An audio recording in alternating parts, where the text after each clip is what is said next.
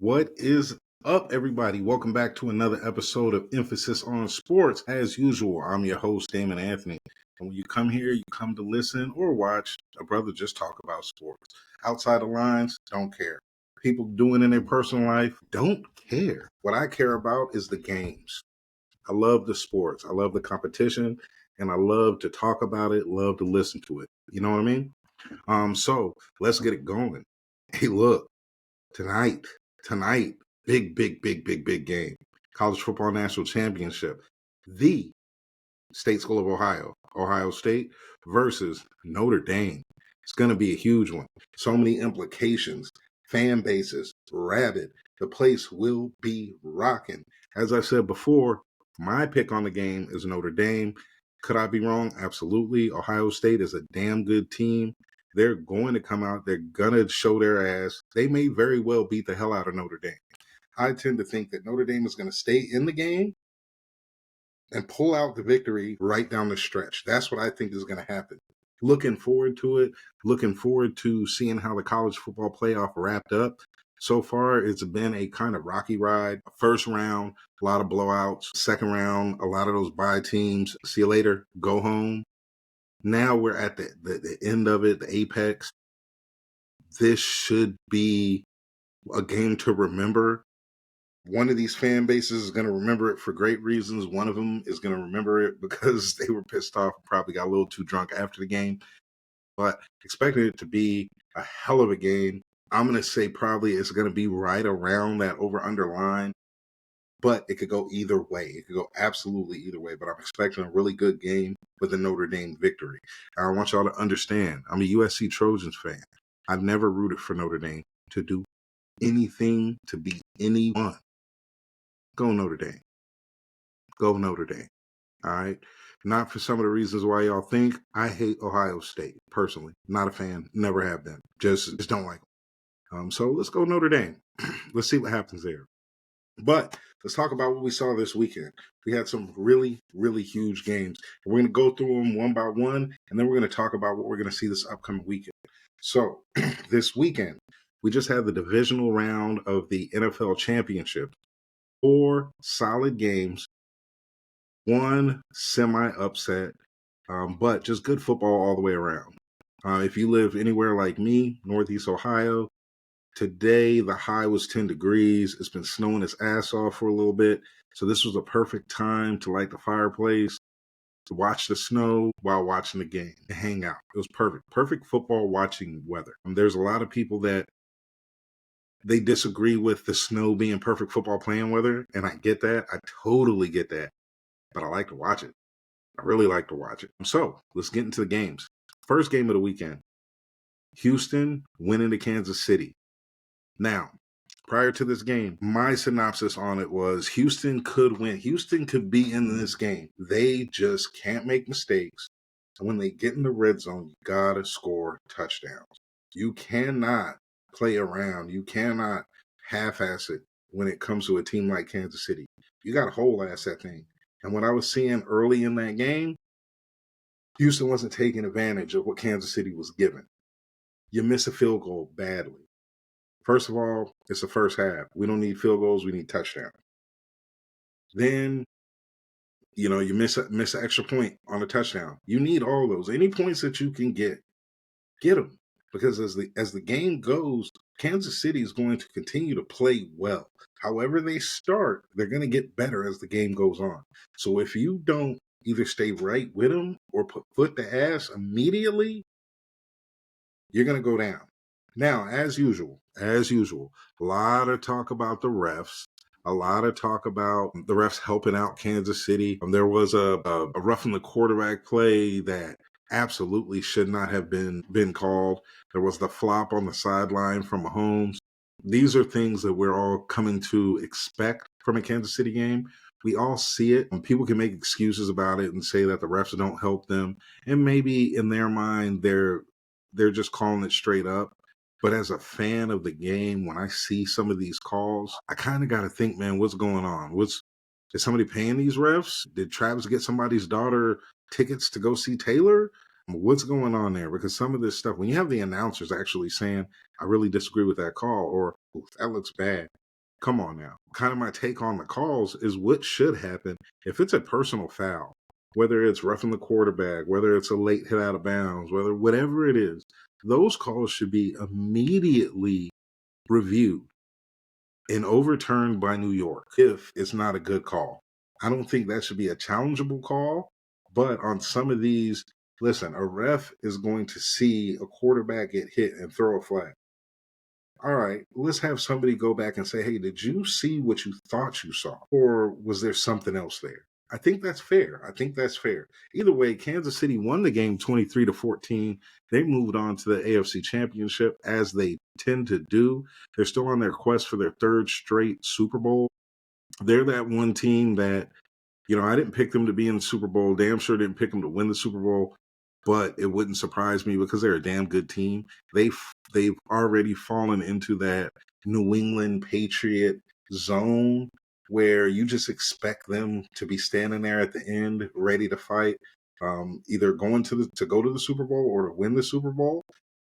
You're not necessarily going to pick them, but you know that you might not should pick against them. That's where I think everyone is with Kansas City. There's a little bit of fatigue from a lot of people because they keep seeing them win and they feel like the refs are helping them. Same thing that happened with the Patriots. But just like with the Patriots, what goes up must come down. This team is they're good. They're going to be good. They got Patrick there for a little while. That doesn't mean that they're going to win every year. That doesn't mean they're going to challenge every year. What that means is some of these other teams step up. Pull your shit together. And what I'm seeing out of the team that they're going to face is a team that has stepped up and has pulled their shit together and now is poised to actually beat Kansas City. But we'll get to that a little later. But Kansas City moves on to the AFC Championship round. They will be hosting. It's going to be a hell of a game, one that I'm very much looking forward to. I will be tuned in Sunday, 6 Eastern. Absolutely. Now, game 2 on Saturday. This was a hell of a game. Washington went into Detroit and handled business. So now, if you heard the last pod, you heard what I said. Detroit, in order for them to win this game, you got to come out, you got to put foot to ass immediately. You have to score nothing but touchdowns in the first half. You have to assert your dominance. Because what Washington has shown all year, game in and game out, they play a full 60 minutes. And if you leave them in the game, they're going to figure out how to win it. However, whether they're touched by an angel, whether it's pure dumb luck, you can call it whatever the hell you want. But if you leave them in the game, they're going to win it. In this one, you had Detroit with some big time unwarranted turnovers. Turnovers are just unnecessary. Washington came out and played a great game, but Detroit was turning the ball over. Meanwhile, Detroit couldn't stop Washington. Washington moved the ball however they wanted to. Jaden Daniels, what can you say? What can you say? He's a rookie. What can you say? I don't have notes. The guy's out there balling. He's not afraid of the situation. He's not afraid to go in someone else's house where they're rocking. And believe me when I tell you, out of all home venues this weekend, that was probably the hardest one to play in. And it was the only one that was indoors. This Detroit fan base lathered up, ready, expecting nothing but to see their team go to the Super Bowl, keep moving. And Washington went in there and whooped their ass. They did what they were supposed to do. They didn't hold back. They didn't play any games. There was a questionable non-flag when Jared Goff got kind of laid out on that pick six. Listen, y'all, should there have been a flag? Absolutely. Absolutely. Helmet to helmet, because the guy's helmet, the crown of his helmet hit Jared Goff seemingly right in the chin. Yes, that's a flag. All that would have meant was that Washington would have had the ball on the 20 because the ball was already picked off. It was almost in the end zone. Let's just move him back 15 yards. So anybody that thinks that, if that was called, the score would have been drastically changed, it wouldn't have. Only thing is, Jared Goff just might not have gotten his bell rung. But see you next year, Lions. I hate to say it because I actually, really wanted the Lions to get there and do something. It would have been kind of cool to see, especially living where I live. But they just couldn't get it done. And Washington came to play. Jaden Daniels, I'm not going to be prisoner of the moment and say, he's going to be the best thing ever. No, he's having a dynamite, never been seen before year, never been seen before experience in the playoffs. There's nothing that tells me that he can't lead his team to victory the next game, especially with who they're playing, which we'll touch on here shortly. But I'm loving what I'm seeing out of the Commanders. They ball out. And then one thing you don't see is anyone complaining. Their number one receiver, Terry McLaurin, Scary Terry. He has had games where he's been kind of non-existent. I don't see him bitching on the sideline. I don't see him worrying about it in a win or a loss. That's good coaching. That's good leadership. Washington looks like a team that can get to where they want to right now. That's a dangerous team. I also said the other day, a big plus for them is that they don't know any better. When you have a team that doesn't know any better, whew, that's tough. That means they're not afraid.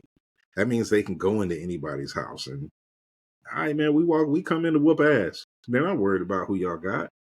So big shout out to Washington. Humongous game. Great experience. I actually watched the game at a friend of mine's house that is a Detroit fan. It was heartbreaking to see because she's such a nice person, just such an all-around nice person. And I never heard the words that came out of her mouth come out of her mouth before as she's rooting for her team. That's what I love about the fandom. You get locked in. You love a team. You've been rooting for this team for 30 years, however long. And finally, they're on the pinnacle, and you cannot contain yourself. And then you catch that L. And when they lost, the response from the Lions fan was, you know what, we had a great year. I hope we have one next year. There wasn't no, let's fire everybody. Let's trade everybody. Nah. Be a fan of your team. So even though Detroit went down, have that little soft spot for them, let's go, Commanders. Let's go, Commanders. It would actually be kind of cool to see the Commanders take everything down, just as a team that definitely wasn't supposed to be here. Also, I want to touch on maybe, and I know this isn't going to happen, maybe Jaden Daniels, maybe he's the damn MVP. Remember what Washington was last year? Trash. Here they are in the NFC Championship. He's definitely the rookie of the year. But when we talk about the MVP, why? Why are you the MVP? Why? I know Lamar is great. I know Josh Allen, stud, fantastic. Why not Jaden Daniels? Why not Saquon Barkley? In Philly's case, this is damn near the same team that they had last year. You add Saquon Barkley, changes everything. Now they're damn tough to beat. Just my thoughts on the MVP thing. Don't hold me to anything. That's just what I was thinking, right? But Washington moves on to NFC Championship. They'll be playing Sunday at 3 p.m. Eastern. Who will they be playing? First game on Sunday, Los Angeles Rams go into Philly in a snow globe game.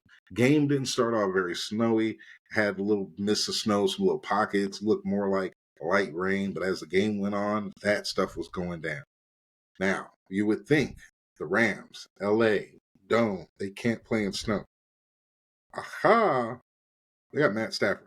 Matt Stafford spent the bulk of his career in the NFC North. He's played outdoors at Green Bay. He's played outdoors in Chicago year in and year out and had good games. So he was fine. This one came down to some costly turnovers. Kyron Williams had a bad one, a real bad one. Matt Stafford turnover, a real bad one. Philly ended up eking this game out 28-22. But I will say, as I was watching it, the Rams should have won that game.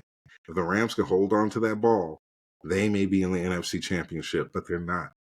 Philly behind Saquon Barkley, who went bananas. This is why I say maybe Saquon for MVP. We hadn't seen Philly like this. If Philly didn't have Saquon, if they had any other running back other than probably King Henry, they don't win this game. Saquon went for 205 yards. He's an absolute monster, a stud. But one thing we did see, Jalen Hurts, he may not be healthy. Got his bell rung a little bit.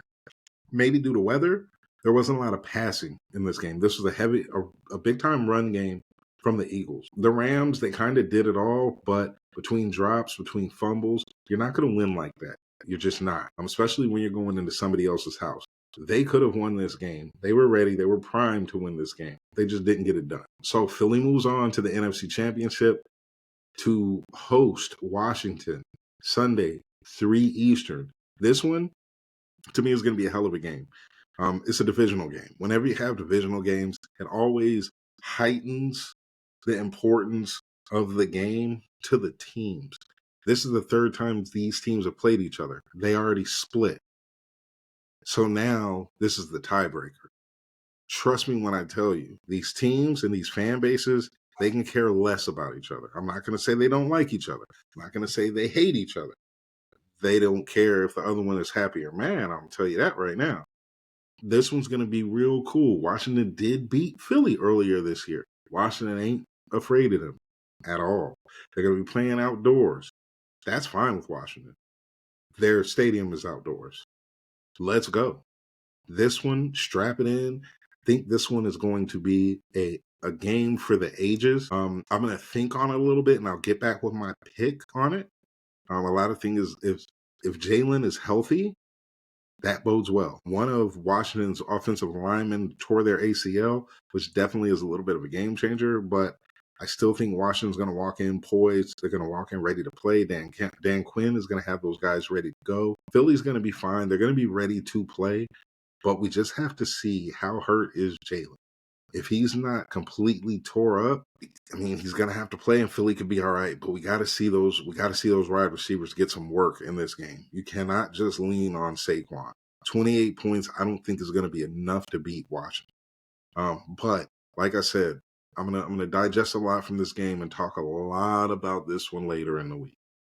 Now, the biggest game of the weekend in the NFL, everybody could not wait to see. Baltimore Ravens walk into Buffalo in, what are they calling it, the MVP Bowl, which I get. It definitely is the MVP. Everyone is looking at the MVP as Josh Allen versus Lamar Jackson. So is it the MVP Bowl? I get that. I totally get that. This was a hell of a game. This was a game that Baltimore should have won. Buffalo won 27-25. Buffalo won by controlling the clock, not turning the ball over, and taking care of business when given the opportunity. Buffalo, between a couple of big drops, and one of those drops was Derrick Henry. I would never, and I don't know anyone that considers Derrick Henry a pass-catching back, so I'm not going to absolutely crucify him for that one. But Mark Andrews had a bad drop and a terrible fumble and an even worse drop to close out the game. Lamar had a terrible fumble, terrible pick. These are things that, you know, a lot of people are going to point the finger at Mark Andrews. If some of these things that happen earlier in the game don't happen, they're not dependent on that 2-point play. That being said, that was a very catchable ball that he should have caught. He'll be kicking himself in the ass for probably the rest of his life off of dropping that one. So I'm not going to sit here and crush the guy because of it. Because trust me, he's crushing himself more than any of us ever could. But that was a tough one to watch, a tough pill to swallow. Buffalo, they squeaked by. They got the job done. I'm not going to say that Josh Allen outplayed anyone because he didn't. Lamar Jackson, top to bottom, kind of had a better game, but the Bills got it done. You know, the running game, fantastic. Ray Davis came in, broke a nice old touchdown. James Cook, he was doing his thing back there. Buffalo looks like a team that's charged up and ready to take that next step. Baltimore did too. They just couldn't control the ball. I'm talking to people last week. Said if Baltimore turns the ball over, they're not going to win this game. Well, what happened? They turned the ball over. They still got it down to the very end of the game when they actually had a shot. And it came down to just a drop pass. Big shout out to Baltimore. You'll be fine. You'll be back next year. Lamar, we know who you are. Derrick Henry, we know who you are. Let's get your wide receiver room a little better and get a little more help on defense. You'll be just fine. Buffalo. This sets up the game that I think everybody wanted to see when the season started. You got Buffalo and Kansas City next week, 6 p.m. Eastern Sunday. This one is a tale for the ages. This, to me, and what I'm looking at, is reminding me of Manning versus Brady, because these are teams that continue to play in the playoffs. Buffalo just can't get around them. When the Patriots were running off their first couple Super Bowls, it hurt Manning to the soul. because he just couldn't get by him, couldn't get around him. But at some point, he broke through. Peyton Manning broke through, got the Colts a championship. I personally think this is the year that the Bills break through because it's been a kind of a different game for the Bills, different game for Josh Allen, all in the most positive ways. But Kansas City is still Kansas City. I haven't looked at the line or over under on this one. I think this is just going to be one of those hell of a games.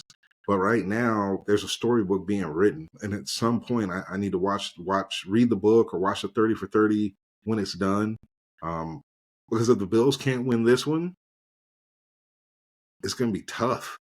It's going to be a lot of heartache. I personally think that this is the Bulls beating the bad boy Pistons to go on and actually win their first championship. I like the Bills to beat Kansas City, but Kansas City, you have to beat them. I don't think Kansas City beats the Bills scoring 23 points.